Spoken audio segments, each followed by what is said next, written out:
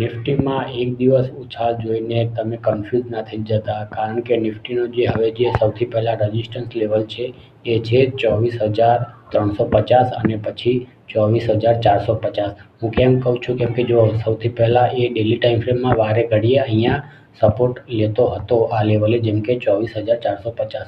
તો હવે આને ઉપરની સાઈડ જવા માટે આ એક રેઝિસ્ટન્સનું કામ કરશે અને એ તોડવો બહુ મુશ્કેલ છે. આજે પણ એને કોશિશ ઘણીવાર કરી પણ એ રેઝિસ્ટન્સ તૂટી ના શક્યો.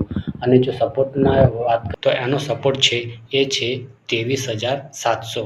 આ લેવલે તમને થોડોક સપોર્ટ જોવા મળી શકે છે, પણ અત્યારે સ્વિંગ ટ્રેડર હો કે પછી ઓપ્શન ટ્રેડર હો, તમે ટ્રેડિંગથી થોડા દૂર જ રહેજો, કારણ કે સ્વિંગ ટ્રેડરને તો હું ખાસ કહીશ કે એ લોકો અત્યારે સ્વિંગ ટ્રેડિંગ માટે હંમેશા થોડાક દિવસ માટે રજા લઈ લે, કારણ કે અત્યારે વોલેટિલિટી બહુ છે અને સ્ટોપ લોસ હિટ થવાની પણ શક્યતા વધારે છે.